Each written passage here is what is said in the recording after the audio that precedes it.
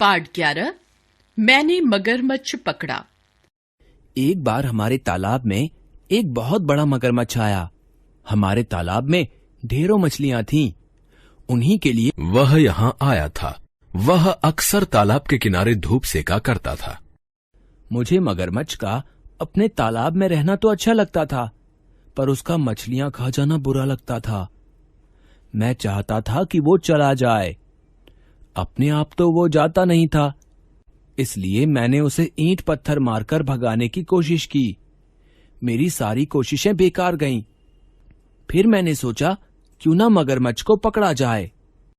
मगरमच्छ दिन में तो एक ही तालाब में पड़ा रहता था और रात को मछलियां खाने के लिए एक तालाब से दूसरे तालाब में जाता था और रास्ते पर अपने निशान छोड़ता जाता था। उन निशानों के सहारे मैंने पता लगाया कि मगरमच्छ ने तालाब के किनारे की झाड़ियों में एक बड़ा सा छेद बना दिया है। फंदा लगाने की यही सबसे अच्छी जगह थी। मैंने सोचा मगरमच्छ जरूर इस रास्ते से निकलेगा और फंदे में फंस जाएगा। अब मुझे एक मजबूत रस्सी की जरूरत थी। गौशाला में गायें और बैल जिस तरह की मोटी और लंबी रस्सियों से बंधे थे, मुझे वैसी ही रस्सी चाहिए थी। एक दिन शाम को मैंने गौशाला से एक लंबी रस्सी निकाली। रस्सी के एक सिरे से अच्छा मजबूत फंदा बनाकर मैंने झाड़ी के उसी छेद में फंसा दिया। रस्सी का दूसरा सिरा एक पेड़ के तने से बांध दिया। फंदा तैयार करके मैं घर चला गया। सुबह होते ही मैं भागा तालाब की ओर। जब मैंने देखा कि फंदा श्रीमान मगरमच्छ के गले में कसा हुआ है तो मारे खुशी के मैं उछल पड़ा। मैंने घर जाकर मामा को बताया कि मैंने मगरमच्छ को पकड़ लिया है। पहले तो उन्होंने विश्वास ही नहीं किया। फिर मैंने उन्हें तालाब के किनारे ले जाकर दिखाया।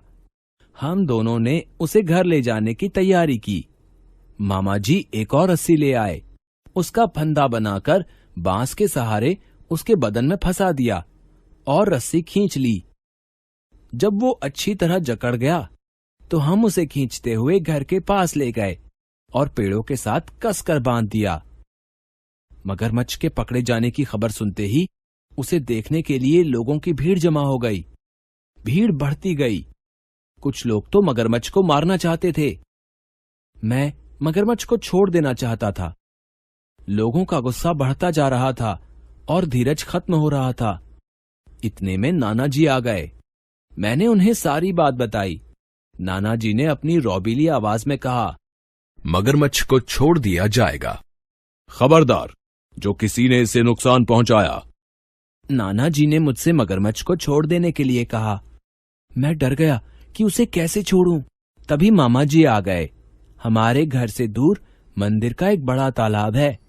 मामा जी ने कहा कि हम इसे उसी तालाब में छोड़ देंगे। हम मगरमच्छ को तालाब के किनारे तक ले गए और उसके ऊपर एक लंबी सीढ़ी रख दी। सीढ़ी को दोनों तरफ से 8-8 आदमियों ने दबाए रखा, जिससे मगरमच्छ हिल डुल ना सके। फिर मामा जी ने आगे बढ़कर चाकू से रस्सियां काट दी। वे पीछे आ गए और सीढ़ी को उठा दिया गया। मगरमच्छ पानी में कूद पड़ा। हमने चैन की सांस ली। मगरमच्छ को कोई नुकसान नहीं पहुंचा था। यह सोचकर मैं खुश था।